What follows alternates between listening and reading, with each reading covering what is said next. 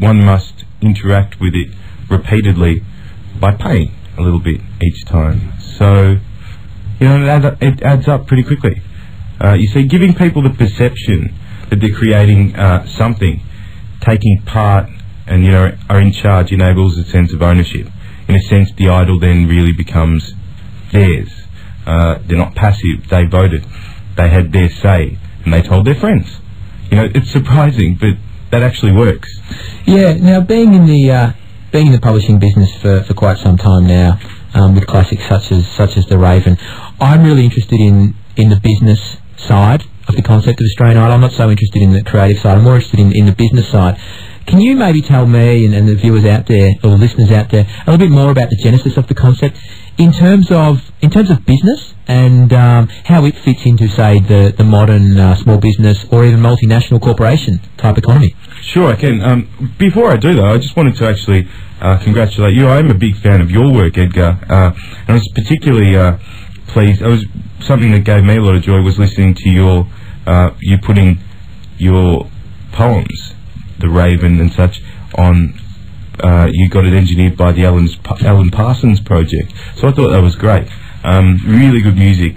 Pink Floyd's ex-engineer, so Alan Parsons Project, that was great. And also I did sell the rights to Lou Reed for his album, The Raven, which was a good business decision. Excellent decision. But you asked me about the genesis of the concept in business terms, and we came up with the idea, applied for copyright on the concept and stage design, and began sending proposals to investors and producers. As simple as that. But what I can't stress enough is how much work actually goes into the development of an ambitious project like this. I mean, there's a reason why all the girls, sound like someone in a boy band,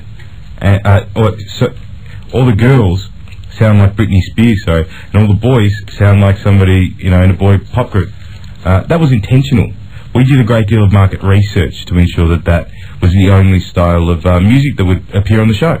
The fact that every single person on the show sounds the same is no coincidence. It's the beauty of the project. Yeah, well, it's based on serious research.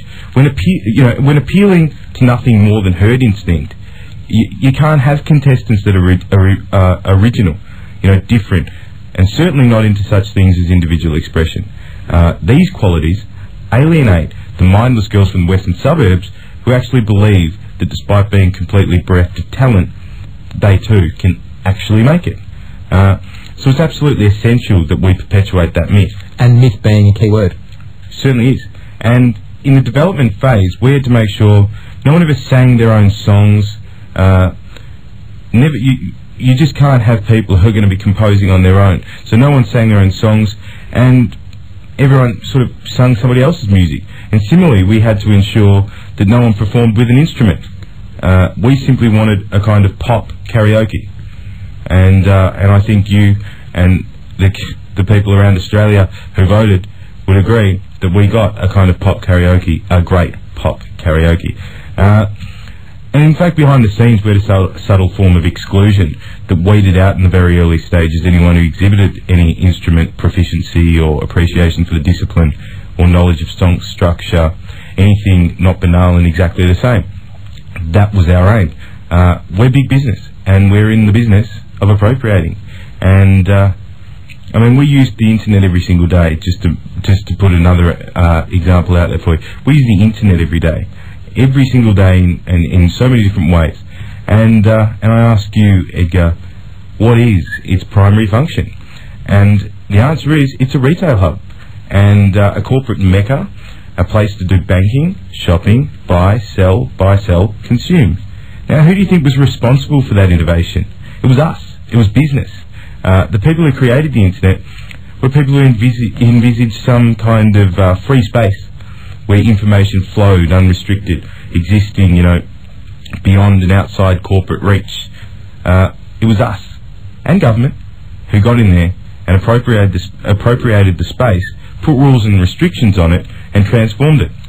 We're doing the same thing with music. We're appropriating it in a way hitherto unforeseen in the history of Western music. We mould and package as a product exactly what our research tells us will sell, but we don't just follow the market.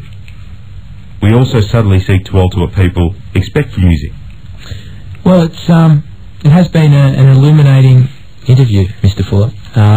Here's me coming to the show thinking that Australian Idol actually had some element of creativity and individual expression to it, and it doesn't. And that is the point that I suppose you've illustrated for all of our listeners today. And it's that banality that keeps on winning and winning and winning, and that's good business. So, Mr. Fuller, thanks for coming on the show. Thanks a lot for having me.